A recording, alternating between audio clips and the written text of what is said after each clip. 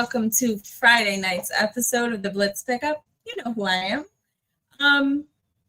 We have some things to recap from yesterday. Everybody may have cooled down a little bit. I want to get some thoughts from the guys on their recap now that they've had a day to kind of relax and get mellow a little bit, hopefully. Obviously, we fell 0-3, so let's get to it. Tony, Lou, come on up. Hey, Jess, what's good, man? Hey, can you move me to the bottom? Tank. Sorry. Tank, you there, Tank? Yeah, you already know, man. What's good? I just want to actually not a question. Hold on, dang. Can y'all read that for me real quick? Let's see. Nah, I don't know how to read. I don't read the American language unless it's written in Spanish. I don't know how to read. Oh, okay, my bad. First thing I saw, I'm like, God dang, we got early people here early. But what's good? Listen, man. Jess said we calmed down. Did you calm down, Jess? Or you was happy the whole way? You asking me if I calmed down? Yeah, you said. I'm chilling. I'm pretty calm because I expected this to happen. But yeah. So listen, I'm gonna take credit for this being late today. I had some real serious thing that just popped up like literally right before we got on the show. So y'all could credit me for that being late.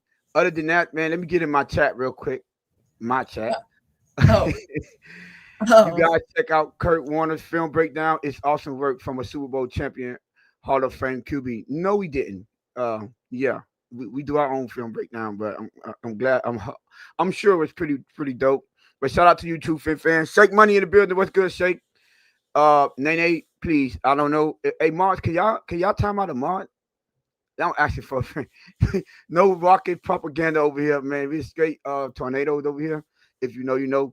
Mr. Polk, what's good? Good evening, Tony H, Jess, and Lewis, aka the Blitz Pickup. Everyone hit the like button, subscribe, and support my brothers and sisters, the Blitz Pickup. Let's go.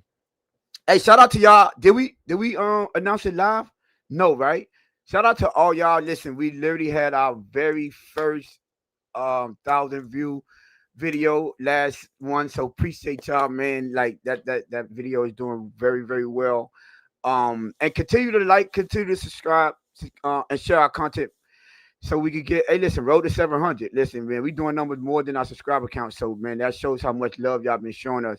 And if you are over here, you haven't subscribed, make sure y'all subscribe. So I see Jess up here lying already. Hi, my chat. You said lying already? Okay. Huh? Oh, I just wanted to make sure I heard you clearly. Hey, listen, matter of fact, please send me that link again. So I can send that out. I know it's in there somewhere, but send it so it can be easy. I'm gonna try to get that to you. Either this, I'm gonna try to get it to you before Carolina. Appreciate you. Who else we got in here, man? Just cussing people out, trying to take the goddamn chat over. Von Joe in the building. Shout out to Von Joe. Von Joe in the building. David Early. David, what were you last episode? Did y'all see David last episode? Nah, I didn't see that, but that's the wrong comment from David. Can we highlight this comment right here from David? I'm sorry for the beginning. No, that's the comment right there I want to highlight from David. You care to read that one, Tom? I can't see it. Something is blurry. I can't see it. Well, let me tell you what it says. It says Gators 30, UM 24. That's what it says. Go Gators. Yeah, David, I hope you're here Monday, my brother. You just stand on business. That's all I'm going to say. Stand on business. I will be out there tomorrow, too. I'll be out there. Matter of fact, put up to the tailgate and talk all that trash at the tailgate. You hear me? I see Vamos got those in the building. Raphael, King Mill. Hey, listen, man, we already late, man. You know what I'm saying? I still got to show y'all. Oh, God. You know who this is, Lou? Never heard of him. What's up, fellas? I'm operating at 4% confidence. Well, are you confident enough? Are you confident enough to be confident on crypto? That's what I want to know. If that makes sense. One more, who we had? Okay, Adam, fins up, y'all. 3 days in a row. Shout out to you guys. Yeah, man. We came in here to put in work. So what's good with y'all, man? Listen, man, I'm calm. Lou, you Tank, you calm? Yeah, I'm all good, man. I'm good tonight. Y'all ready to go, Jess? What you got for us? I'm ready. So I guess like we're gonna recap this whole game, even though we were live and everybody saw our live reactions. I know I did get a tagged notification that we were clipped somewhere. I saw that. We were. Oh, we should have had. Our live reaction. No one got that clip. No, I don't have it clipped actually on my phone, but I did see we were first in somebody's little cut up video of different Dolphin fans, creators, everything about their live reactions yesterday. So that's interesting, throw us out there like that, but Mama, we made it, man. We made it. Well, just like I said, so we got the opportunity today to talk to the man himself that clipped everybody, right? Okay. And his direct quote, Jess, was, I waited for Lewis to say something for like 30 seconds, and he did not. And I just, again, Jess, I want to salute you because you pulled a veteran move yesterday, Jess. You didn't say nothing neither, but they got somebody up here, Jess. They sure did. Again, hey, Jess, I'm just saying they got one. You know what I'm saying? They got Mr. Delusional up in the left corner. Oh, Lord. Listen, it is what it is. Yo, that boy said, I was waiting on Lewis, boy. He said Lewis was smart. I said, I'm the only one up here going crazy. But, hey, listen, man, we made it, man. They clipping us up. So, hey, it is what it is. And we'll take all the publicity we can. But to carry with that, I want to know now that you guys had like a day to reflect, a day to recap, like on your own. I know, Tony's probably already watched a bunch of film from yesterday. But, we'll leave that alone until, next week, of course. But what do you mean by that?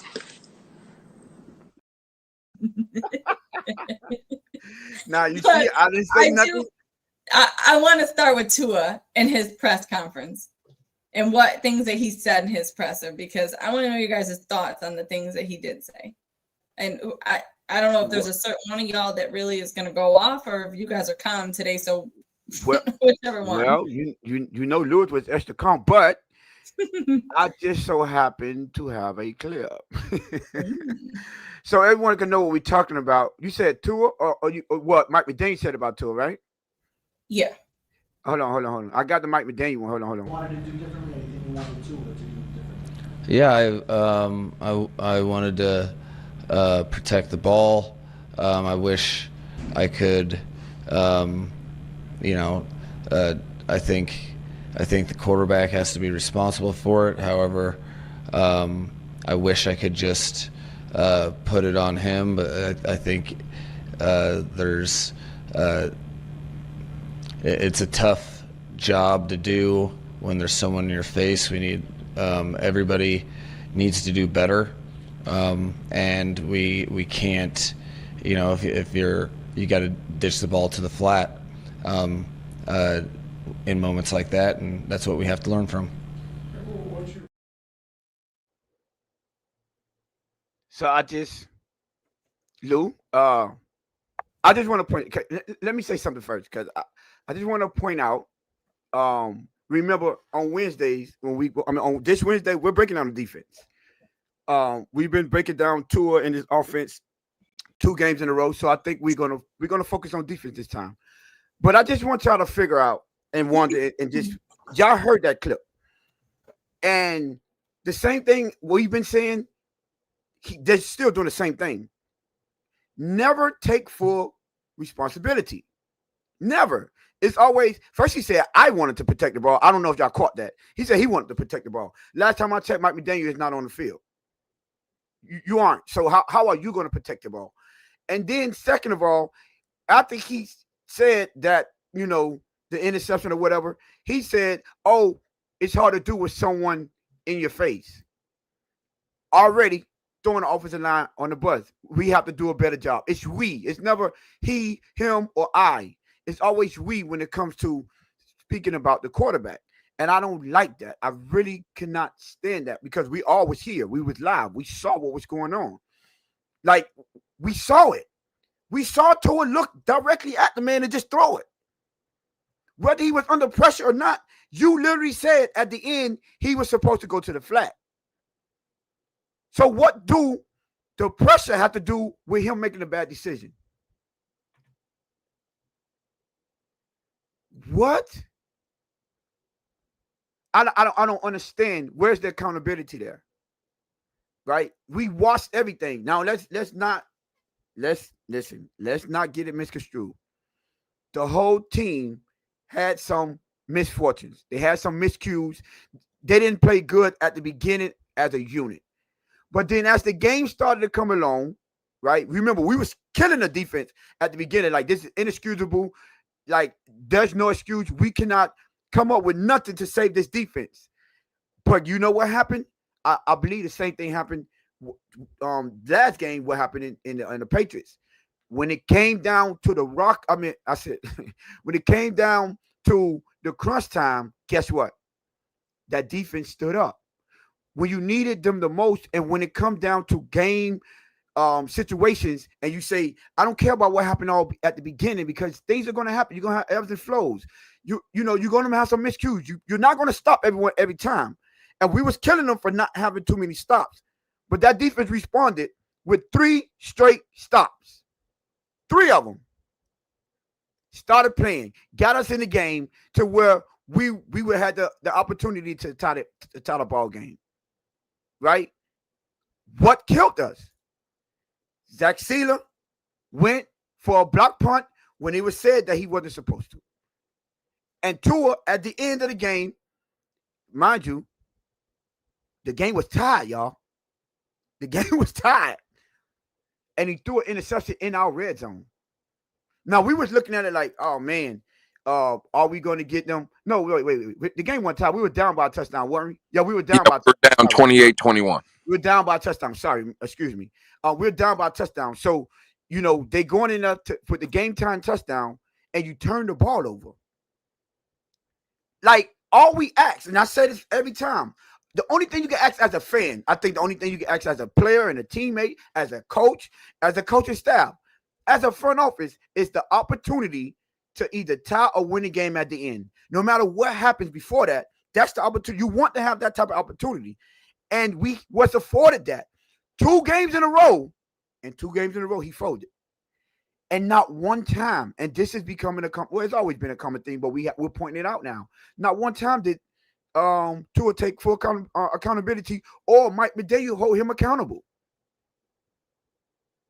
I think that's a problem. Right? Now, we could kill the defense, and we see everyone in there say, exactly, that defense, about time. Y'all talk about the defense, but it's no pushback. There isn't any pushback for the defense. But when we start talking about the offensive side, preferably, more specifically, Tua, it's all kind of pushback. But this, but them, but him. No, we need to keep the same energy. So that kind of pissed me off. I'm sorry. We already know we didn't have hopes going in, but they played so well. They started playing so well. They got us. They lured us, especially me. Let me speak for myself, because I see y'all were trying to distance and separate yourself from me and my reactions, right? So I always think to myself, they got my hopes up, and I kept saying, just like I said last game, I said this the following. The previous game here. When we need you the most, Tua, don't fold. Don't fold. I don't know if y'all remember when he missed that first throw. I said, Tua, this ain't the time. This is not the time, my brother. I'm already getting into that mode. Like, bro, don't you start to fold, because first of all, you would have gave all the Tuaneers and all the people that support you, you would have gave them they would have been able to pump their shit. They would. They would have been able to pop their stuff and talk trash. But for me personally, I would have went into spaces talking my trash to all the Buffalo Bills fans.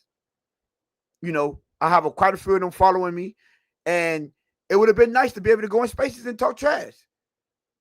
But you took that away from us.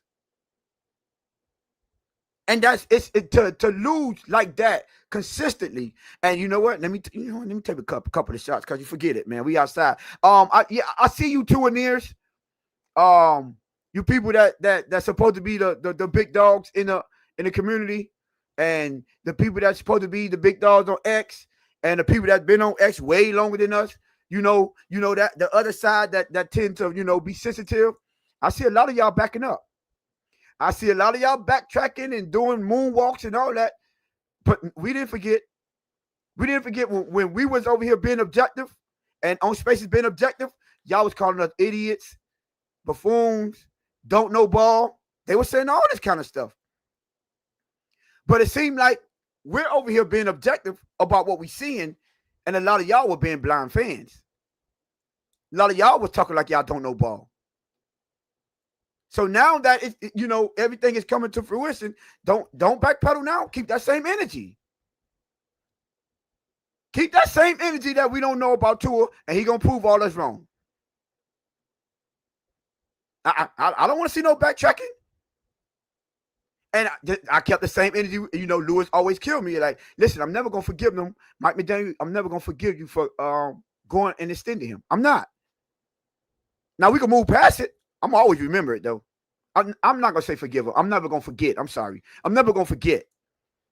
We might go move past it, but I'm not gonna forget that because that was the single biggest decision I believe in franchise history.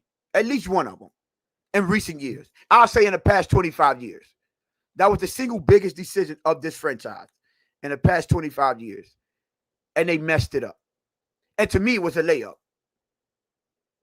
So, yeah, no, I'm not buying that. That's pissed off. I mean, I'm pissed off. I don't like the lack of accountability. As long as this happened, he's going to keep on doing that. As long as this happened, he doesn't be held accountable, he's going to continue to do that. You know what, Lou? And I'm going to let you go after this, right? You pointed out something very, very important and I thought was really good. When the defense was getting their ass whooped and you saw Tyrell Dawson miss a tackle and James Cook done tossed us again up the middle, you pointed out, I don't know who or what Anthony Weaver is doing, but he's yelling. He's laying into someone. And what a coincidence, they tightened up after that. Holding people accountable. Letting them know, listen, this is unacceptable. We're not going to continue to sit here and let these people run up and down, march up and down the field on us. Showing some compassion and holding people accountable. Have we ever seen anyone do that to Tua? Since the Mike McDaniel regime? Have you ever seen anyone even tell them, yo, tighten up, this is not acceptable? Have we ever saw that? I'm just asking for a friend. And until that starts to happen, we're going to be in the same boat every day. Now, I'm not going to lie. I prefer going forward. We got to hold ourselves accountable. We were laughing at the people that saying we was going to be a 4 to 5 win team. Looking like they might be right. We had 9-8, but they're looking like they might be right. And Tua, my brother, I'm sorry, but you can't always, not always, but 90% of the time, you cannot fold under pressure. I see people saying, hold on, we have a poll, matter of fact, vote in the poll. Let me check the poll before I say what I'm going to say. I don't want to, you know what I'm saying? Yes, we do. Okay, boom. We got 39 votes. Okay, 80 to 20. Well, now it's 70, back to 80 to 20. The Tua interception. Okay, who should we blame for the loss? Tua interception is Zach Sealer's penalty. I'm going to say something that y'all probably not going to like. And y'all probably going to be like, you see, they always want to bring the quarterback. Zach Sealer shouldn't even be on there. It killed the momentum. Yeah, it did. But guess what? After that, we still had an opportunity to tie the game. Our offense still had the ball in their hand in the Buffalo Bills red zone to tie the game. And everything before that, we would have forgot about. If we would have won this game, we would have completely forgot about anything that happened before that. Because when it was 28 to 20, what was it? 2021? Yeah, 28 to 21 at that time. No one cared about how the defense gave up 2 straight drives at the beginning. No one. All we was worried about, man, if we get this in the end zone, it's a top ball game. We got an opportunity to go in overtime. And that's when I say I really do not care about the numbers. I really do not care. That's a red flag. What's the red flag? Hold on. What's the red flag? I'm just agreeing with what you're saying. It's a red flag that we weren't talking about those other things before. See, I was coloring here. I don't know if anybody noticed. I have a green one as well for when I feel like it's suitable, but I'm not there yet. Anyway, go ahead. But listen, so yes, no, like when you forget about what actually happened before, because you got the people like the Batmans of the world coming out there. Oh, you don't want to mention nothing about what happened before that? No, because I expect ups and downs. I do. I don't expect us. You know what? I don't want to hear no one come out here and say, "Oh, Tua has to be perfect for us to win." I don't want none of y'all to say anything about any other side or any other team. Let's say special teams or offense. I don't want y'all talk about no unit mistakes. Because if we critique Tua on his mistakes and y'all say we expect him to be perfect, then what do y'all expect the other people around him? What do y'all expect offensive line? Y'all expect them to be perfect? Never get beat? Y'all expect the defense to never give up a point? Never give up a first down? Oh, y'all expect no one to ever have penalties? The difference is, right? If you want me to keep the same energy, let's say Tua goes in and tie the game and give the ball to Buffalo with 1 minute to go, a minute 40 something to go, and they let Josh Allen march down the field and get a game-winning field goal, a game-winning touchdown. We're not talking about Tua's flaws. We'll talk about what the defense did to give up that touchdown or the game-winning field goal. Because at the end of the day, at least I am. Let me speak for myself. Because at the end of the day, I don't expect no one to be perfect. No unit. But I do expect you to execute when the game is on the line in the crunch time. Especially because you're the highest paid player on this team. I'm sorry. So you don't get I'm sorry. I can't let you slide with that. And I know it's kind of long-winded, but listen. Some of this stuff is we still seeing the same old. We're going to have to endure a tough season. I understand that. Cool. But Lou, go ahead, man. The Canadian run. Oh wow. I see they taking shots in the chat. Yeah, that's crazy. Yeah, Tone, listen. With the video you played on the Mike McDaniel, addressing the play, the interception with Tua. And we got more clips tonight, and we'll play those later to kind of illustrate more of our points. But the fact of the matter is, Tone, I want to always kind of defend Mike McDaniel, and I do for the most part, right, from a coaching aspect. But to your point, the biggest flaw with Mike McDaniel, and I think we've heard the team and players come out and say, from a preparation standpoint, like getting ready for the game, they all love Mike McDaniel. They say he does a great job of getting them ready and understanding the game and understanding assignments. But we've also heard that Mike McDaniel has lost the locker room. And again, there's been certain players that Jalen Ramsey, for instance, and others that have had problems and issues with Mike McDaniel. We see that maybe Tyreek and McDaniel are having some rifts, right? And I think the biggest reason for that is what we just showed. If you cannot hold Tua Tagovailoa accountable and just come out and, man, what happened? Was that me? No, that was me. I'm trying to fix my screen and I clicked the wrong one. Oh, okay. Yeah, but like for him to come out and say, yeah, I wish the quarterback would have threw the ball in the flat, but that's where the issue is. There should have been no but. It should have just been, this is unacceptable from our quarterback, our leader, our franchise guy, and you leave it there. But you didn't. You had to highlight the other issues on the play of the offensive line. And to your point, it's just throwing under the bus. And people don't respect that, right? Because, again, there was an argument today in the Twitter space, right? And things were said, this, that, and the third. But we came out of that with a understanding. Everybody got their stuff off.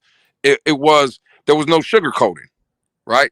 And Mike McDaniel does a lot of sugarcoating for Tua Tagovailoa, and I could understand and see where it rubs people the wrong way. And yeah, man, listen, that it's just a bad look from Mike McDaniel. Um, it's a flaw of his, and I don't understand. Well, let me not say I don't understand. I understand why he vouched for the guy. He doesn't want to flat out come out and say he was wrong. But nah, bro, listen, it's a bad look. Accountability doesn't see race, it doesn't see a color, it doesn't see just names. Accountability should be across the board. And bro, for some reason, not only Mike McDaniel, but this whole entire organization, it just seems from players, front office, you name it, no one's seen. It's like they have to walk around eggshells around Tua. And nah, bro, that's a flaw within the organization. So it's a bad look for Mike McDaniel. He has to do a better job in the aspect of calling out Tua. There's no. It just is what it is, bro. I don't know why you're sugarcoating it. I don't know why it. What's so hard with coming out and saying it was a bad throw, bad read? He should have went to the flat, kept it pushing. Like I don't understand why. So hey, man, just a bad look all around. And then Lou, I want to point something out that you just brought to my attention, right? Tua in his interview, he said, and I quote, "If I had 10 out of 10 times, I'm still taking that same shot." He did. Making that same throw. He did. But you got Mike McDaniel. We just played it, said he should have went to the flat. Do that sound like a Mike McDaniel problem or a quarterback executing it? We keep telling y'all it's not that Mike McDaniel has been figured out. The person operating the offense has been figured out. They getting his tendencies down pat. If you watch that play, man, Terrell Bernard, he broke on that play like he was running the route for him. So, I mean, what we supposed to be doing? I mean, what are we supposed to do with that? If you come out and tell me that you're going to make that throw 10 out of 10 times, is that holding yourself accountable? Or that's failing to realize you made a mistake and owning up to that and say, nah, that was a bad throw. I should have went to the flat. I know they're trying to take away the middle of the field from me, and the game is on the line. I can't make that throw in the red zone at the end of the game like that. That's not the time to gamble. Why aren't these the type of things that we hearing our players say? Why are we still hearing them say that? And then to follow that up for Mike McDaniel to say this and not hold him accountable and talk about, it's hard to do with the player in your face, and we all, everyone needs to do their job. Everyone. And I find that funny, right? That everyone, because you know who else he called out? He called out Zach Sealer. Do y'all think he mentioned we and us when he talked about Zach Sealer? No. No. Can we bring up that clip, please? Zach Sealer, team captain, obviously knows he messed up right away when it happens. What do you say to a guy like that who, again, probably knows the extent of what he just did? Well, I think, for me, I'm always starting top down with myself. I'm very critical on, myself and, hold all of the coaches accountable for putting players in situations. And, that particular one was unfortunate because the intent of the play was not to get Zach Sealer to block the punt. He was trying to speed up the process of the punter by a bull rush on the long snapper, and he was a little too successful in that. So he was kind of scot-free staring at the punter, and I don't need to say anything in the moment to make him worse. It's not like I'm worried about him doing it again, but you have to you're as good as your leaders allow you to be with things of their own failure. So what do I mean by that? I'm going to have to teach off of that when we watch film together as a team. and that's the way he conducts himself, and the type of player and leader he is. He'll have no problem with that, because he knows ultimately, if you're doing it right, you have coaches saying that you shouldn't put them in that situation, and you have players saying, well, if I'm in that situation, I need to avoid the non-negotiable. The defense worked hard to get that stop. Sealer was a part of that, so it's unfortunate. We have to learn from it, and that's the nature of the NFL. Pause. Now, Jess, Lewis, did you hear we? At any point in one, did you hear we when he holding Zach Sealer accountable? Not once. The only time I heard he said we is when he gonna teach them to learn from his mistake. Absolutely. For the record, I just want to say he said that we watch film together as a team. How come we don't do that? But anyway, I mean, but carry on. Now, one thing that I did hear him say though, right? And it kind of caught my attention because he didn't mention those two words with Tua was tough-minded. When he was talking about Zach Sealer, he used the word tough-minded. And he's going to understand because he's a tough-minded individual. That's what he said, right? When he was mentioned Tua, he didn't ever say nothing about tough-minded, but he also mentioned other guys, like throwing other guys under the bus. And that's the difference. We've been telling you Tua is a weak-minded individual. He shuts down when there's criticism or whatever the case may be. He shuts down. And again, bro, and see, Tone, when I said that, the first thing you started saying, oh, you knew where I was going. And what people don't understand, we don't know what we're about to say up here, right? There's some things we talk about and stuff, but as far as what my takes are, what your takes are, we don't know that. But it's crazy that me and you were thinking the same thing there, right?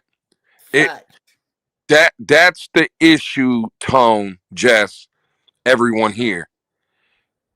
You can call out Zach Sealer. I mean, the coach just told you he has no issue calling out Zach Sealer because he said, and I quote, Zach Sealer knows how to handle it. He has to sugarcoat everything with Tua because why? That's the question I have. Why? And we know why, right? And again, bro, I can't give Mike McDaniel a pass. As much as I like him, and from a play calling standpoint, again, I stay strong on that. I think he does an amazing job. This is the reason why players don't respect you. This is why, for the most part, there's guys that, I don't want to say lost the locker room because it's hard to say that after yesterday's game, but this is the main issue right here with not only Mike McDaniel, Tone, just the front office, everybody in the building. If you have to walk around eggshells around a certain person, it's an unhealthy environment. It just is what it is. Like, I don't feel like I have to walk around eggshells when I'm on this show. If I have to say something to Tone, I'm going to say it. If Tone has to say something to me or Jess or anybody else, and for that matter, anybody, we're just going to say it. And whatever comes out of that, take over that mass. Like, what the? I'm sorry. But not Tone. It's just it's gonna be organic, and we're gonna work through it, right? And it just seems like in that building, specifically Tua, he can't work through those issues, and it's been a problem here for 6 years. So, but that was my takeaway. I caught that, Tone. It was Zach Sealer he's the right mindset. He can handle it. Those words were not uttered under when he was talking about Tua Tagovailoa. Facts. And you want to know what else? I don't know if y'all saw the Zach Sealer one. When Zach Sealer said that, he said, I know they telling me that my play doesn't directly correlate to us losing, but he said, sure enough feel that way. I sure enough don't feel like I'm not the reason. He didn't say nothing. He didn't even thinking about Tua interception. Only thing he's worried about is, man, I made a mistake to put my team behind the 8 ball. I did that, and I still feel bad about that. But you got the so-called leader not taking accountability. So, Lou, you were saying something that, you probably got a point.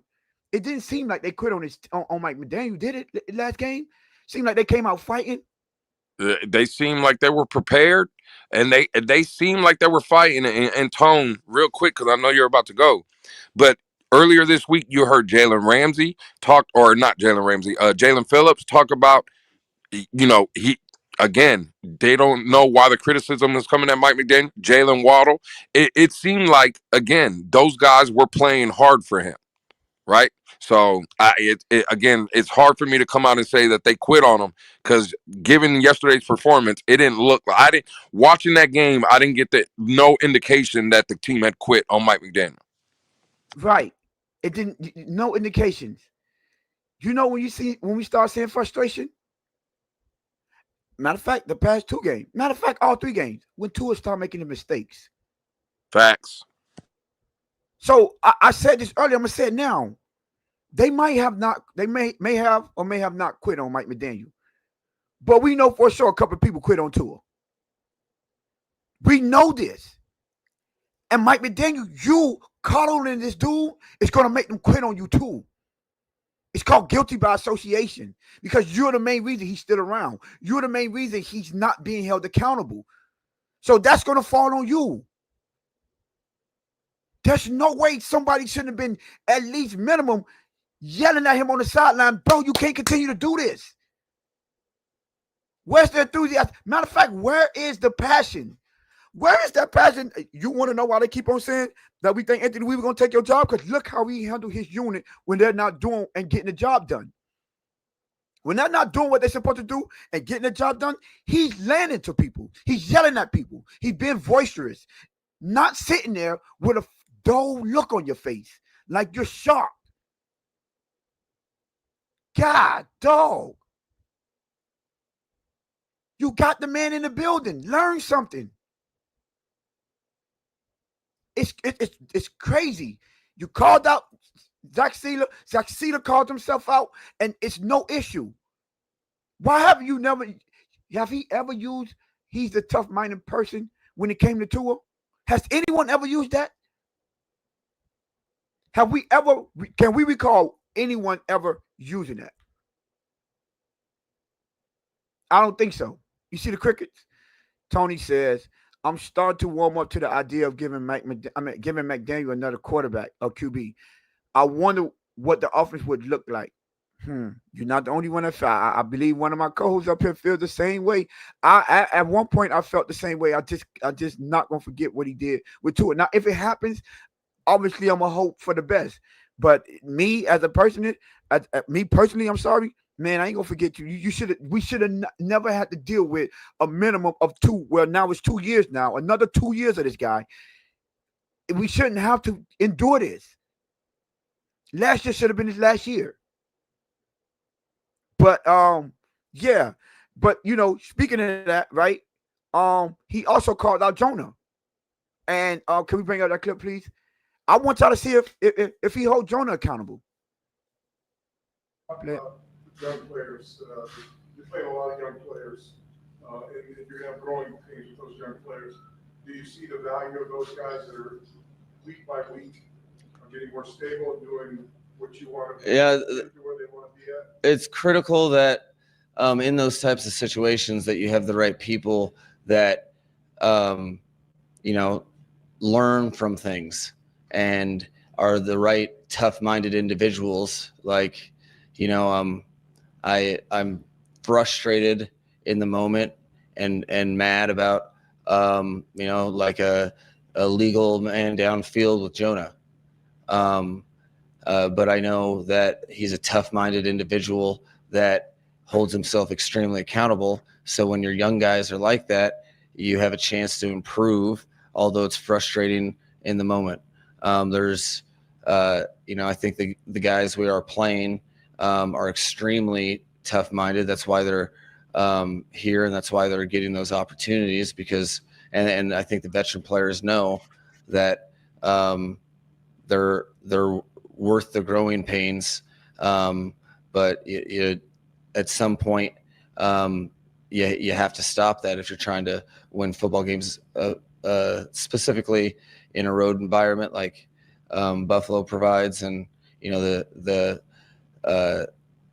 division leader, and they've held the division for a while, and to beat them, you have to do sound, good football things. It's not a coincidence they have an NFL record for plus minus consecutively. I think it's 25 games now that in a row. And that's on the Jonah part. Sorry, I meant to tell you to pause it at that time. Hey Lou, those 2 words again. Hey man, I mean, Tone, what do we always say? The eye in the sky don't lie. Don't lie. And listening to Mike McDaniel, we've showed 3 clips. He's talked about 3 players. He's mentioned tough-minded individuals with 2 of them, and left that tough-minded word for out of 1. Again, bro, I say it all the time. What am I supposed to do with that? I got a better question for you, Lou. Why did he mention Jonah? They didn't ask about Jonah. Well, again, he they asked him about some of the young players, and again, to the point, Tom, he had no issue taking a shot at Jonah. He had no shot. He had no problem. He had no issue taking a shot. I just wanted to point that out. He had no issue taking a shot at a rookie, a young rookie, which we expect rookie mistakes. We expect growing pains from, right? No issue. Said because he's a tough-minded individual. But every time you talk about our so-called leader, it's walking on eggshells, to use Lewis' words. Why is that? How are you expected to win with that? How am I supposed to trust that you could be a leader of men and lead this locker room? Do y'all not think that we point this out? You don't think the people in the locker room, those players in the locker room, see what's going on? You don't think they pick up that like, God, dog, it's easy for you to call us out, but when every time you talk about him, it's always walking on eggshells and you watching your words. Why you gotta be so true? You gotta be so choosy with your words when you talk about him. You can't pick and choose who gets accountability. Facts, Smarty Jams. Y'all don't see that? That is very telling. He's trying to be tougher on a team, but it's not his nature, so it's all awkward. But that ain't got nothing. That have nothing to do with. It don't seem awkward when he called out Zach Cedar or Jonah. And it's 2 weeks in a row he called out Zach Cedar. Absolutely. And see, I don't even care. Like, the comment is correct. He's trying to be tougher with the team. The question I would ask, is Tua not part of that team? Yes, he is. Exactly. So why? So to Tony's point, it wasn't awkward when I listened to him call out Zach Sealer and Jonah Salvanea. It only got awkward when he started talking about Tua Tagovailoa. Yep. That's the only time it got awkward. That's his words. That's the only time, Tone, Jess, that the coach, right, had to implicate, right, other people for Tua's mistakes. Like, it was Zach Sealer got called out and Zach Sealer made the mistake. It was Jonah Salvanea that got called out because of his mistake. But when Tua's mistake, well, there's a guy in his face that, this, that, and no, bro. That's again, it's an issue, man. And it's been an issue. And we've seen Mike McDaniel, and he placates to Tua. Let's just call it for what it is. And it's been like that since the day he walked in the building. And ultimately, and what's crazy, Tone, we've seen Tua take shots at Mike McDaniel. Yep. Especially here recently. And so the quarterback that you're defending at every step, he's starting to turn on you, and you still out here defending him? You still out here making excuses for him? Ultimately, again, bro, a guy that you've been defending for years now is ultimately going to be the guy that gets you fired up out of Miami. And, it's going to be a sad day for me because, again, I don't think Mike McDaniel's perfect by no stretch of the imagination, Jess, and Tone. I don't think he's as bad as everybody makes him out to seem, though. I think he has flaws, and hopefully one day, just like I said about Brian Flores, Hopefully he gets a chance and he's learned from his mistakes. Hopefully in Mike McDaniel's endeavors, wherever he lands, he'll be better from this situation and he'll learn and grow from it. I mean, yeah, and that's the hope because, I mean, we can hope, right? But I'm sorry, dude, he's bringing this on himself. I agree, Tom, for sure, 100%. How? I mean, I don't get it. You have to be a coach. You have to hold everyone accountable.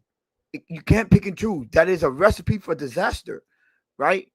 And a quick reminder, right? First of all, 49 of y'all in the building. If y'all haven't subscribed, please subscribe to the channel. Hit the like button. Help this channel grow. 50 of y'all now. And continue to come over here and support our channel, man. We appreciate y'all. We see our views going up. We see our engagement going up. So we are always appreciative of everything that y'all do over here and the time that y'all spend listening to us giving y'all this content, right? But back to everything, right, Lou? Think about this. Like, we're going to break down the defense this Wednesday, right? So we're going to go through this defense and hold them accountable, right? I'm going to tell y'all, guess what? I want to see Gameboy 305. I want to see Mike Best. I want to see, well, I haven't seen Q in here today. I want to see all those Tua that every time we point something out of what Tua did wrong, I want y'all asking us, and y'all was telling us, oh, well, what about this? What about that? We can't blame the defense. We can't do this. And when we show y'all those stops the defense get, I want y'all to point out how Tua failed on offense the next drive. I want y'all to keep the same energy that y'all keep with us when we break it down the offensive film and y'all point out all of the defensive blunders. I want y'all to, let me see if y'all have the same energy for the failures of the offense when we break down the failures of this defense. I'm just saying. Because I know the ones. It's the same corporates. Mike Best standing firm, Tony. I saw him. Listen, the delusion in fan base to steal. I'm talking about still have excuses for Tua after that performance. Let's be 100% real. We was on here. Y'all heard us. We was doing this. We was saying how efficient Tua was playing. Kept on saying, hey, Tua, keep on going to the outsides. I was up here. Lou was up here. Even talking to the people that were saying, man, we're tired of him throwing the screen routes and these short out routes. We was telling y'all, no, that's what the defense is giving him. It's been working so far, so why stop? The defense want him to be like how y'all are and become impatient and go in the middle because they know that's what his bread and butter is. Y'all didn't peek that because we keep it objective. We're not gonna fool ourselves or not act like we don't understand what he needs to and have to do to be successful in his offense. So I would be a hypocrite to complain about him taking them short outs and throwing outside the numbers when I want what's best for the team. I don't care about it looking glamorous and y'all want the long passes and the nice bombs and the deep throws. I don't want it. Lewis pointed this out, and I went and got the next gen stats to back this up, right? Y'all do know Josh Allen had only one pass 10 yards, and that was the touchdown that traveled past 10 yards. That was the touchdown to Don Kincaid. One pass 10 yards. Completions. I'm sorry, not pass. One completions. Out of all his completions, only one. Combined, Josh Allen, just strongest arm, could launch it anywhere 50 yards off his back foot, 60 yards backpedaling. Him and Tua combined average 1.5 completion yards. That's the distance of the throws. 1.5. That was their average combined. So all of you that complain about the short throws and the outs and the swing routes and the screens, bro, this is how most of the teams are winning in the NFL now. The defense are taking away those seam routes and those deep middle crossers and you know the things that quarterbacks love. They love to live in the middle of the field because the tough throws are the throws outside the numbers, outside of the hash marks. So of course you're gonna make a guy like Tua, which is considered to have a weak arm. Hey man, I don't care how much, man. You're gonna prove to me you're gonna do this not only once, not twice, not three, not even 20 times, all game. Y'all saw how efficient he was all game. He made that one mistake. One. And they were sitting there waiting for him because they didn't believe he could do it for a full game. They believed he was going to get impatient like this fan base does when they see them screen routes. And that's the problem. We have to understand what it takes to win, not what makes us feel better.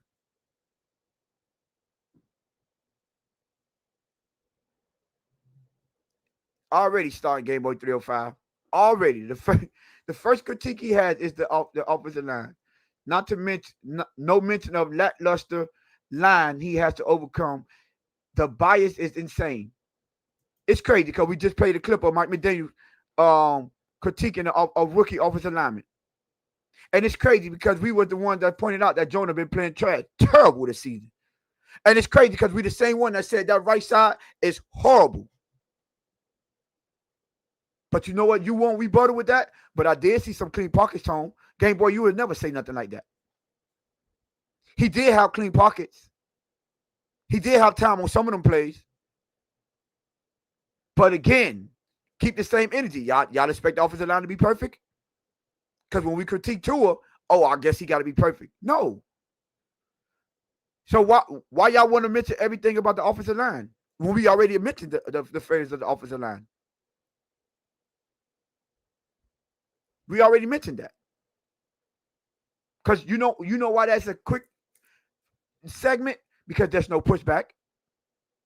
It's never a pushback when you hold everyone else accountable. Offensive line, wide receivers, linebackers, cornerbacks, D tackles, safeties, edge rushers. The minute you mention Tua, but what about this? You expect? That's the problem. We can't hold that guy accountable. Now, you might have just got here late. Might have. But guess what? The first thing we said was, let's see how when he hold Zach Cedar accountable, he mentioned no one else. Let's see how when he hold Jonas Savaiinaea accountable, he didn't mention no one else. It's funny how he mentioned everyone else when he was trying or attempting to hold Tua accountable.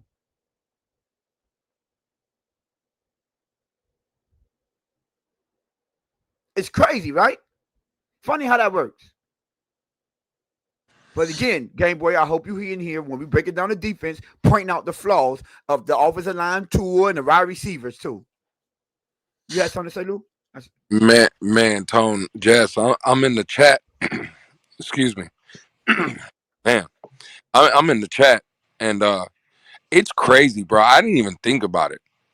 And it's a Patriot fan that said, and salute to delusional Patriot fan. Before I highlight what he said, I'm just going to speak on it a little bit. Big topic today, and I'm not trying to go off subject. I'm just because I think I seen the one you talking about. Go ahead. So, Kurt Warner comes out today, big debate.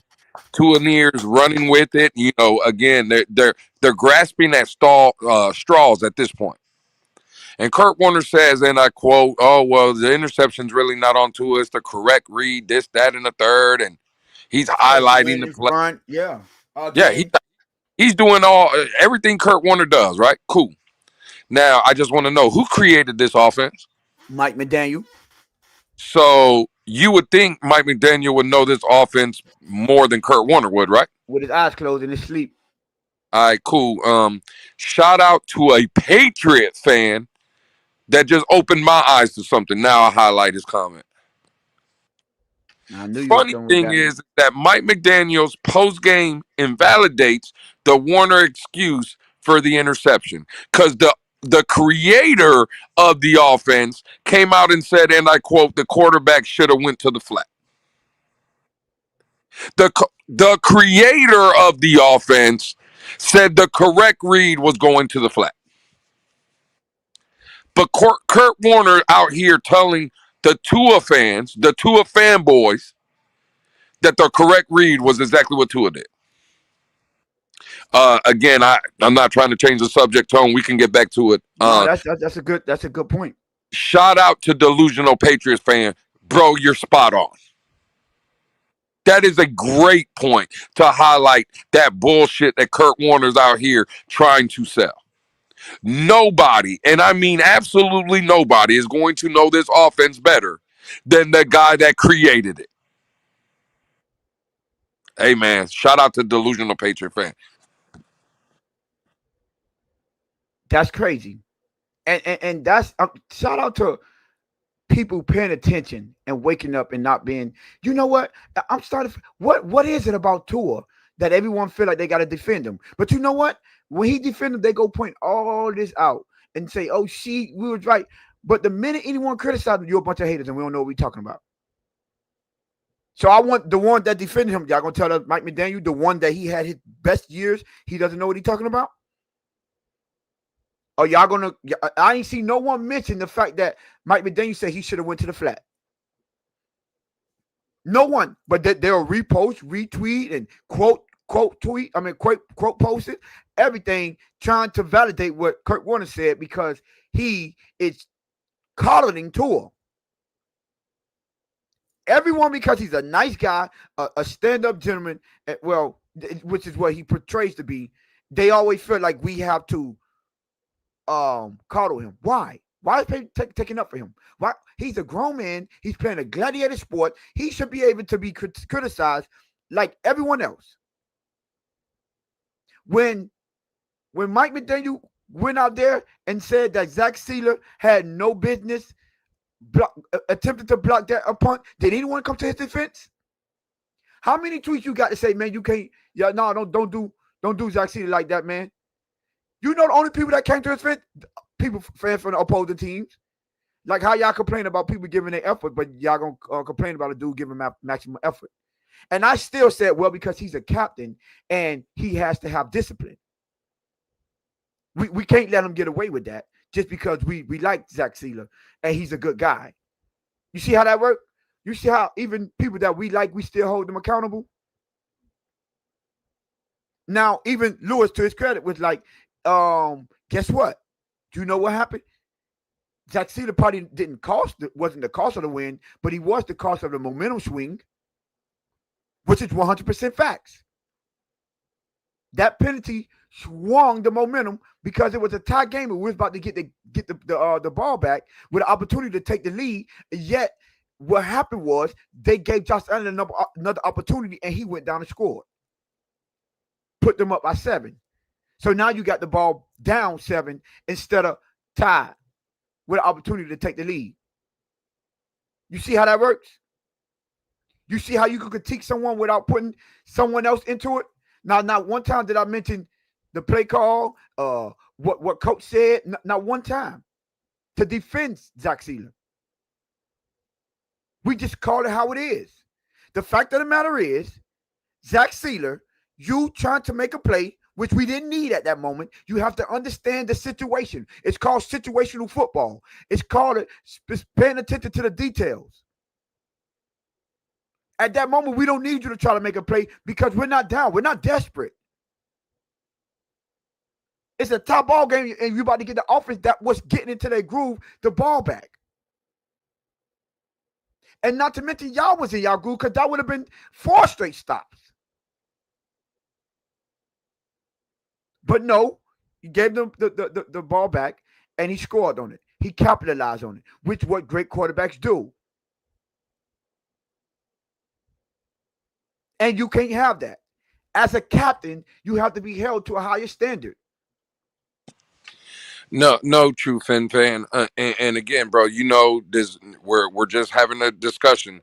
I disagree. Kurt Warner was trying to say it was bad routes and bad concepts. This, that, third. There wasn't. Again, you're not going to tell me that Devon Achane in the flat with nobody in front of him, easily could have probably picked up 7, 8, 9, make a guy miss. Who knows? That's not a bad play design.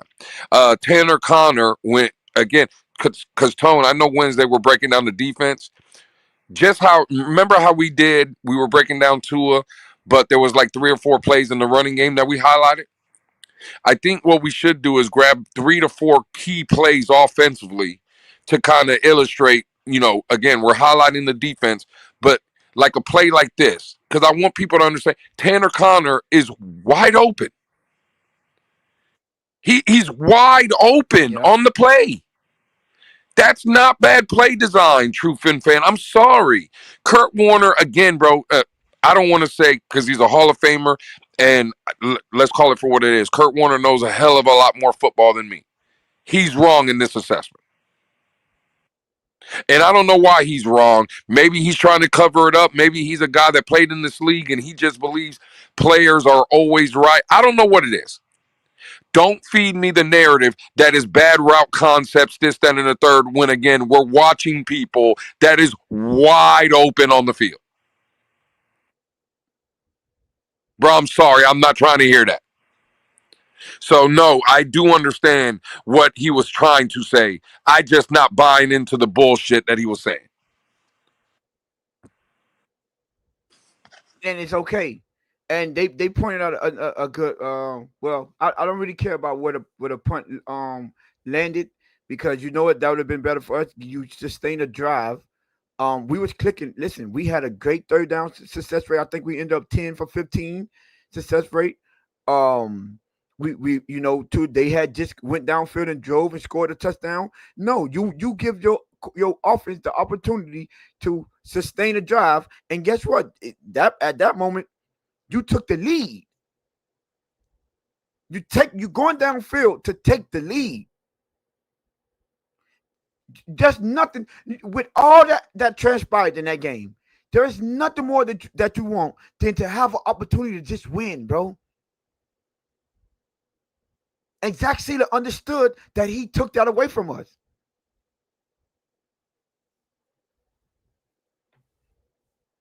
He said we will disagree completely on this one, my brother. My fingers can't text as much as words. I guess as fast as words. I mean, hey, I get it. True. Listen, we dropped the link last night. I know maybe you went to sleep or whatever. I was looking forward to maybe you popping up on the panel.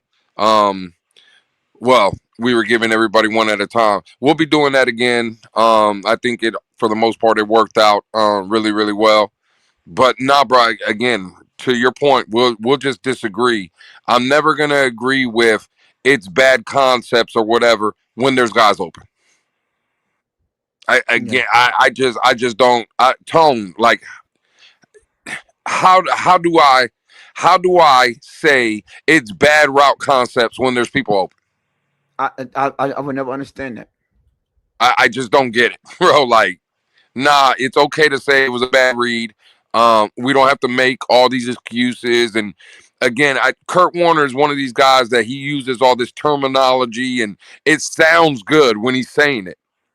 It's but bro, again, the eye in the sky don't lie. It shows you something different. So, nah, bro, I'm sorry.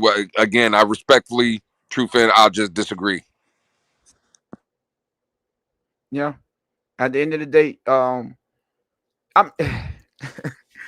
I don't get it. At the end of the day, yeah, let's just say, Lou, for the sake of sin, maybe that could happen sometimes.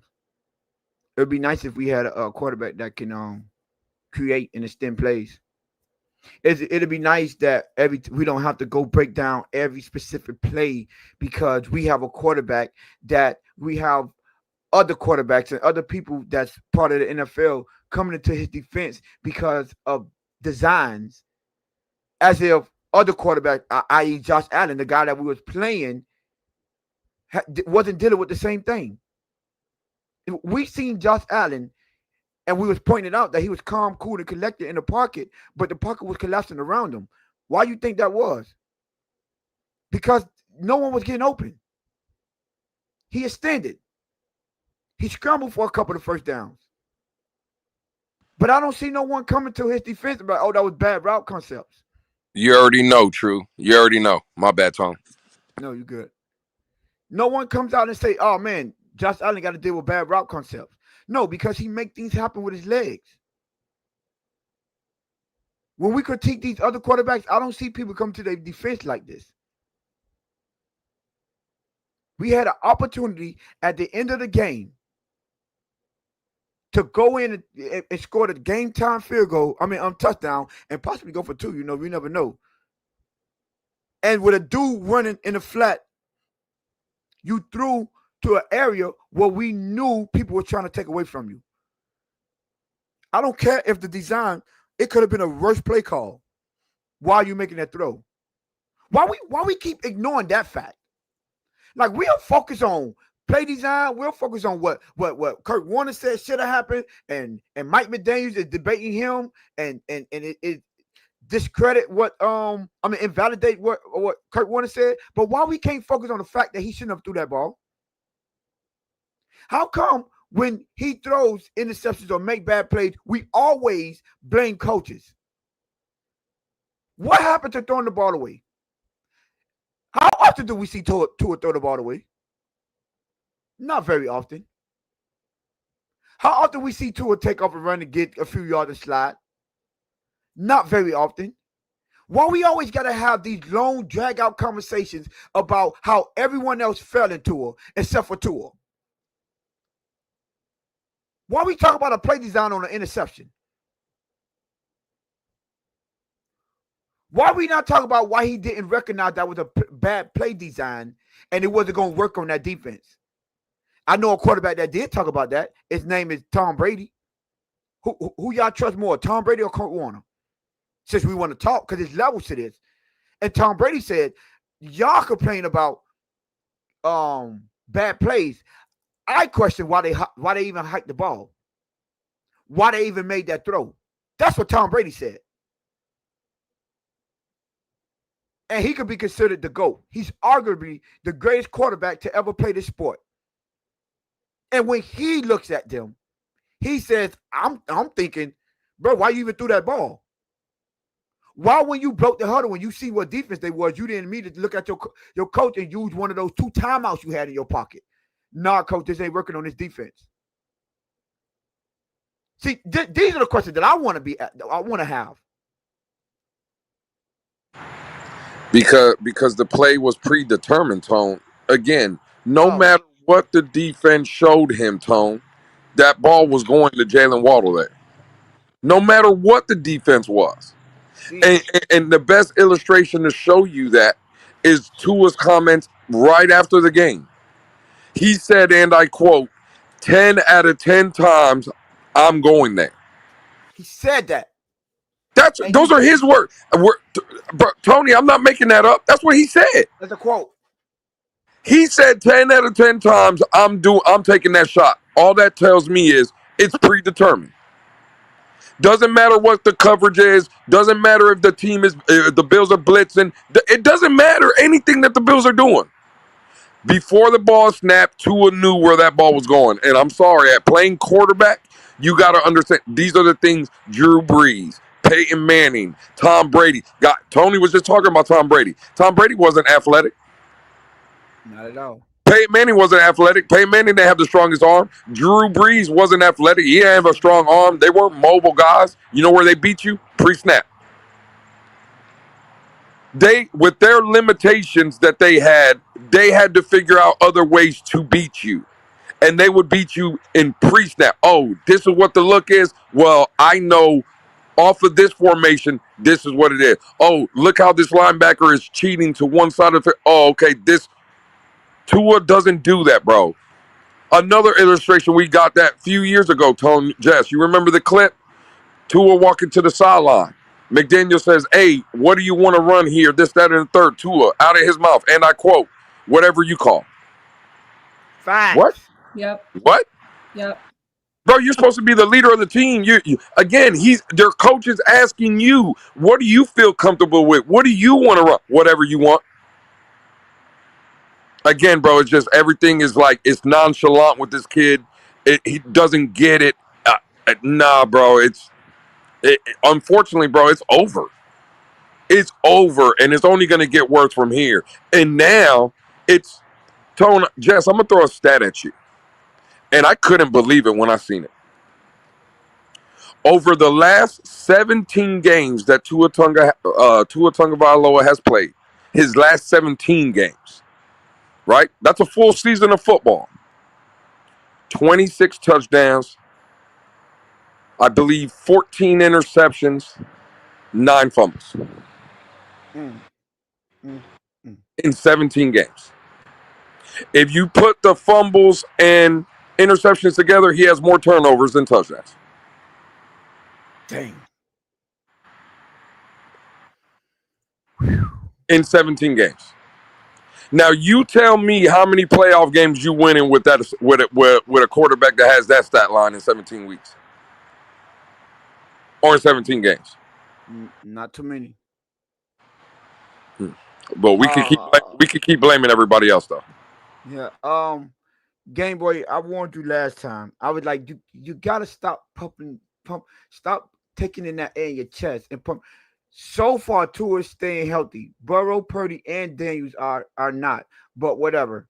And all three of them got more victories than him. He played more games than all three of them, and they got more victories than him. You want to talk about that? You want to talk about he's staying healthy. He ain't helping our team.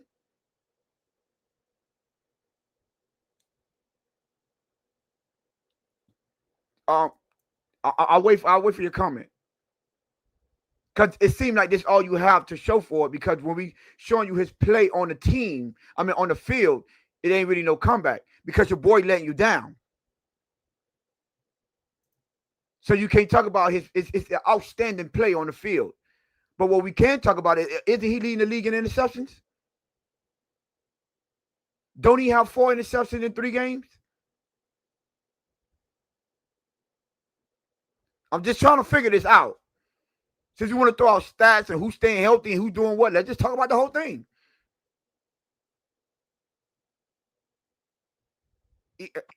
What is his help doing to us? Is it helping us out? What Tone? That's not. And again, I hate doing it to Game Boy too, right? Because you're doing a good job. Let me help you further. Go at. I don't want to say go at Game Boy, but again, Game Boy, you keep trying to. Well, Jaden Daniels is hurt. Joe Burrow's hurt. This, that, and the third. That's fine. Last year, when Jaden Daniels wasn't hurt, he took his team to the NFC Championship game. The year that Joe Burrow wasn't hurt, he took his team to the Super Bowl. The year Tua Tagovailoa stayed healthy, he had a 3-game lead in the division with 5 games left to go and got hawked down and lost wild card weekend. So we could play the game of who's healthy and who's not now, but when the other guys weren't hurt and they were healthy, they were going to championship games and Super Bowls. And all of them got playoff wins. So again, what really are we talking about? What are we talking about? All of them have conference championship appearances, and 2 of them have Super Bowl appearances. What are we doing here? Why would you even put him in the same category as these guys? He doesn't belong there. To this comment, September is not over. First of all, I'm glad you said September is not over, and we did not see. And this is when you argue with your emotion. The actual statement is 80%. He has an 80% chance of not making it out of September because he hasn't done that. We gave you what he has done. Odds are he has an 80% chance of not making it out of September. That's what the argument is. Not that he's not going to make it out of it. So debate the facts. You see, you have to make stuff up to make yourself feel better. The fact that you point him out just to say that he made it out of September shows me your bar for him. How low is that bar and expectation for Tua when you come out here and say, oh, I was just mentioning the fact that y'all said he wasn't going to make it out of September. It's sad when these are the arguments that we have to have about our quarterback that we paid 163 million guaranteed with the potential to make 212. That's sad. This is a very good point by again, I won't say Niner. I call him Mr.'s brother. Brock Purdy as a second-year starter, full season, right? Stayed healthy, led his team to the Super Bowl. So again, what are we talking about, bro? Like, listen, at the end of the day, bro. Listen, there's a few of them left. Game Boy, yeah, I get it. Well, actually, I'm lying. I don't get it anymore. I don't know why you're trying to defend this, bro. We as Dolphin fans should all want better. And I'll be the first one to come out and say it. I don't believe Tua was a bust, right?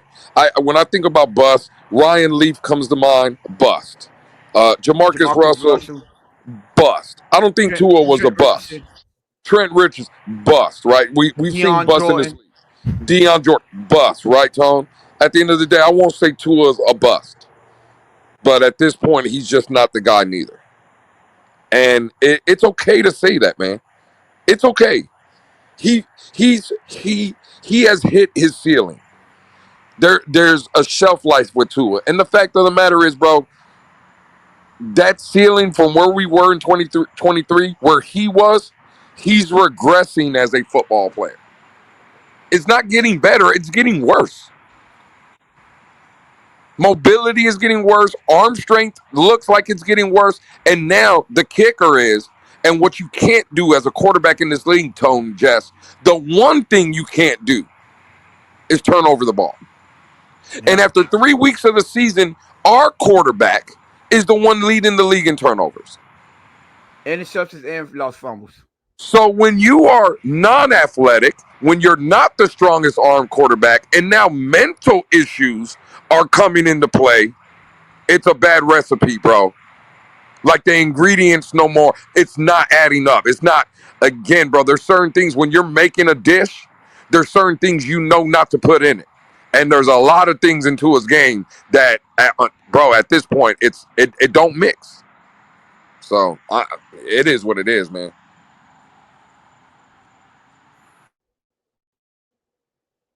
Yeah, well, he said he agreed with you, but I just saw he put another comment in there saying behind the terrible offensive line.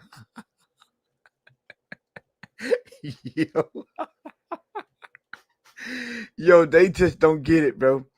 Let me bring Mr. Pope back up. He said, Lewis and Tony H, did y'all hear what Cam Newton said about Tua on the Stephen A. Smith show? No, we didn't.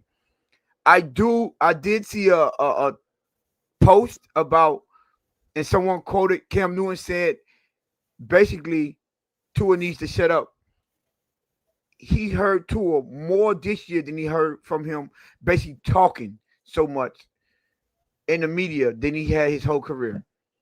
And I have the video for this. I have the clip for this. I'll have to send it to you later. And yeah, I did watch it live this morning, but keep going.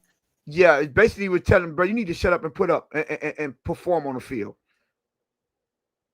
And I ain't watch it, but I saw somebody quote. I said he basically tell him shut up and play. Go out there and put on. Let your game speak for itself. Because you talking, but you ain't doing nothing on the field. All you doing is making it worse for yourself. Actually, that's crazy, Tone. Jess, we actually do have the clip of what Cam Newton said. What's to stop? Y'all keep talking. Huh? You keep talking, man. And you shut the fuck up. He did say, I like, in Cam Newton's quote, he did say, I like quiet Tua, I like Bama Tua, I like chip on the shoulder Tua. He did say that. Not the one that keep running his mouth. And we keep saying that. It's mindset. See? It's mindset. The problem with Game Boy 305 is your mindset. When we talk about our quarterback, you point out everybody's flaws. Everyone's flaws, but you have not one time point out Tua's flaw. Not one time. You know what? Exhibit A. I knew you was going to be right on time. Cam Newton can't say nothing after not diving for that ball in the Super Bowl. Key phrase. Where? In the Super Bowl, sir. Oh, okay. Yeah. Yeah. That year, his team went 15-1 and he won the MVP, sir. That guy made a mistake and a bad play in the Super Bowl, and you decide to only talk about that. Funny how that worked. Funny how that worked. No, Game Boy 305, you're the one that always bring up quarterbacks when we talking about Tua, like all the Tua players do. When I talk about quarterbacks, it's for me to say, no, don't compare them to this. But when we critiquing Tua, I don't bring up other quarterbacks and things and their failures. It's crazy to me. Tony loves supporting Super Bowl quarterbacks that don't win. Matt Stafford is my favorite quarterback. I think he won a Super Bowl. I believe so. I might be wrong. But I've been talking about Matt Stafford since I've been on this app. And then Joe Burrow is my second favorite quarterback because I watched him at LSU. See, my standards are a little high. So maybe that's probably why we don't see eye to eye. You're my arch nemesis because you're a Tua fan. The best thing you got is him coming in and relief of Jalen Hurts to win a Super Bowl. I mean, to win a national title when no one knew about him. But Joe Burrow won a national title, went undefeated, and possibly a part of one of the greatest teams in history. And we all know Matt Stafford was that boy at Georgia. And then came in the league and tore the league up and got it and won a Super Bowl. So everyone all my quarterbacks that I don't like might not win the Super Bowl, but at least I know how to evaluate and point out winning quarterbacks. Quarterbacks with the winning mentality, winning pedigree. Not just settle for a quarterback that's showing you that he doesn't have the mental fortitude to get the job done in the clutch moments. I meant to tell y'all to remind me something. I want all you Tuaneers, matter of fact, everyone to watch Tua. I noticed something. Watch Tua's lips in big moments. They're always ashy and dry. You know what that is? Hyperventilating. When your mouth get dry and the moment is getting big, watch him. Go back to watch every single big game. I've always paid attention to that and say, might not look bad because he's still the moment is still bigger for him. Hey, listen, man, this has been a great show, and I'm not saying we're ending it. This has been a great show, very informative. Listen, Tone, we've been out here cooking, right? Again, bro, banger of a show. I just can't let it go though. Looking at the man's lips, like ashy and dry.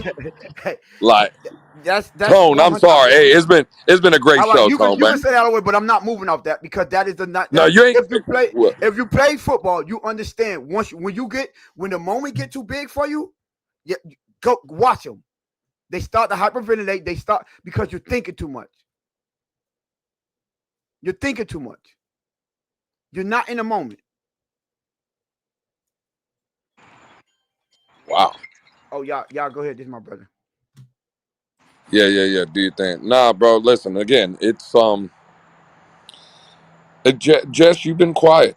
I know me and Tone have been going back and forth. You posed the question, Jess, early. We've had a day to recover, right? What do you think about the conversation and overall the aspects of last night's game? I still stand where I was yesterday. Still very calm, very cool, very collective. I feel like in a way, though, I have, and I hate to say switched, but I feel like I have lightened up on McDaniel a little bit because I know I've been very on the side of get rid of everybody. Fire McDaniel, fire Greer, that's always been my standpoint. And I kind of have let up a little bit on McDaniel. but I'm still standing foot that Tua has to go. I can't. There is no room for defending him in my eyes at all. Like, there is nothing that can change me. And I think I was more worried about us winning yesterday and everybody switching back to like, oh, like Tua's our savior. And even if we won yesterday, I probably would have been like, get him out of the building. But I'm still standing where I was. So Jess, let me get this right. You said you're lighting up on your stance about Mike McDaniel, and while you were speaking, Jess, all I could think of was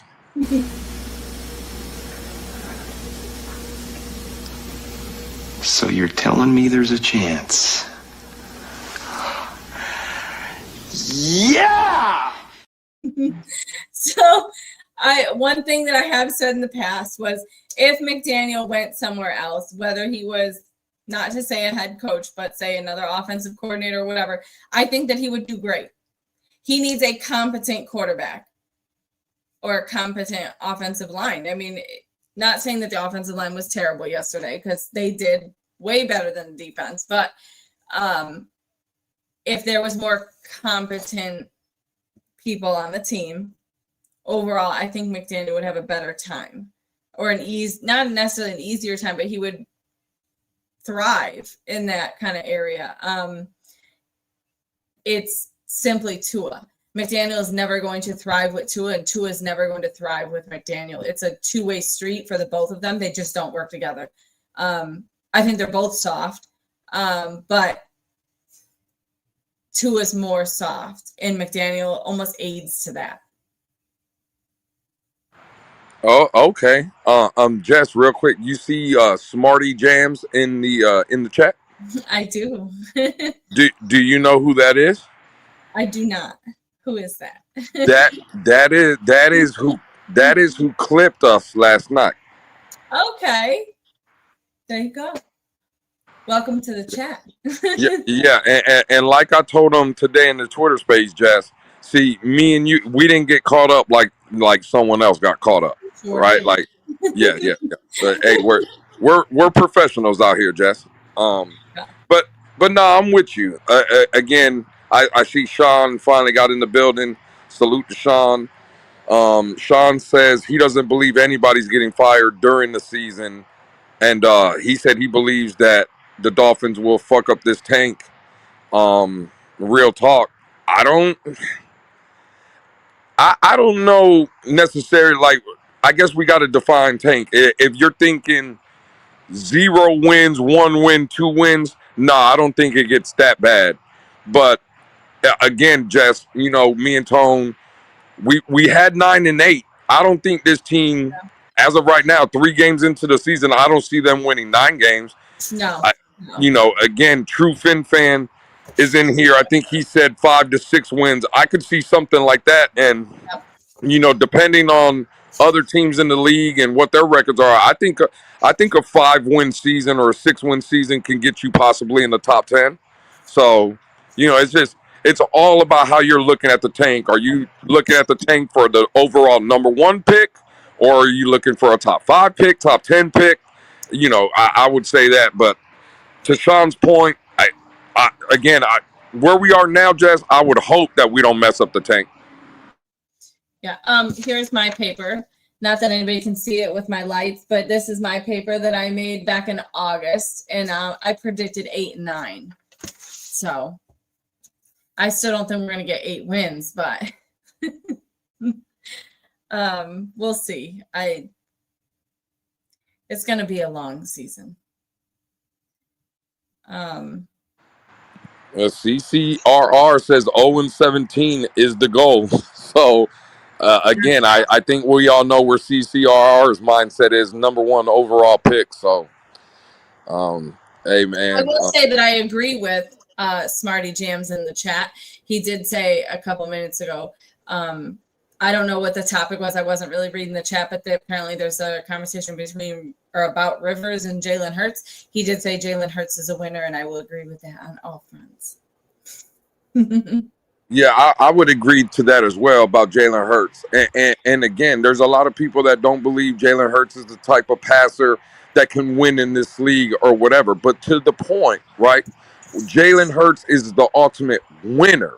He's the ultimate competitor. And one of the biggest things that Jalen Hurts has for him, and this is the things that we talk about all the time here, Jess, is in the biggest moments, right? Jalen Hurts succeeds more than he fails.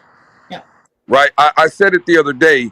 Out of 100%, Tua fails 60% of the time, wins 40%. Right? It's opposite with Jalen Hurts. Jalen Hurts wins 60% of the times. He might fail 40% of the time. And you talk about from a leadership standpoint, a guy that people can believe in. Nah, Jalen Hurts is the ultimate winner and competitor in that aspect. And again, from what we've seen, when the lights are the brightest, Jalen Hurts always, it seems like he rises more than he fails. So, nah, man, there's no argument. I don't think Jalen Hurts is the best quarterback in the league, especially from a throwing the ball standpoint. But nah, the intangibles and what he brings to the overall organization and team. Like, Jess, when I think, and Tone, I'm glad to see you back. When I think face of the franchise, a guy that you could be proud in, knowing day in, day out, he's coming into work, you don't have no issues, no drama, nothing like that. Oh, that's Jalen Hurts for me 100%. Right? Like, he's the ultimate guy in that aspect. Another thing, too, is I lost my train of thought here. Jalen Hurts is quiet. And there's a lot of people that when they start talking about Jalen Hurts, they're more upset because he's not loud. He's quiet. He does what he has to do and he goes home. Like literally the epitome of I go to work and I go home. But he's a leader though. Yeah, so don't he's one of the most talked about leaders, and his leadership qualities is like off the charts. So he's quiet in the media, but to his teammates, no. You see him motivating his teammates, you see him talking to them. He's always leading. And so don't misconstrue him being quiet and not being boisterous in the media. Yeah. Like he's like you want your quarterback to be like that. Strictly business, but is a leader. Like you can't teach those type of qualities. He's like for he did tell Chris Jones. He said we beat y'all. Shut the F up. He did say that last game. But I know Niner 87. I know you're NFC, so you hate you might hate on Philly and Jalen Hurts. I would like to know can you give me the running backs that he had when they went to the Super Bowl in 2023?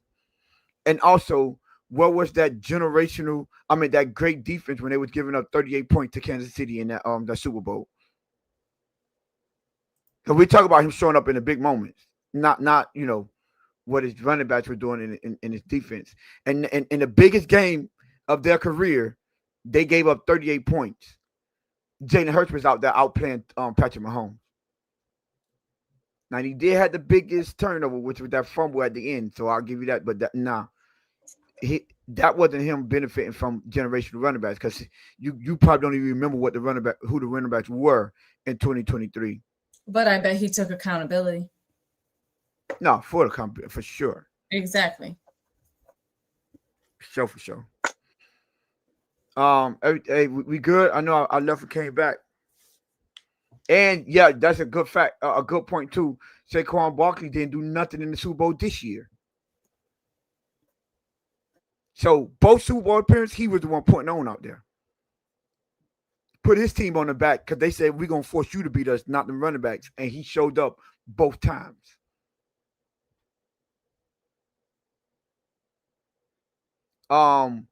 Anyways, anything else we got?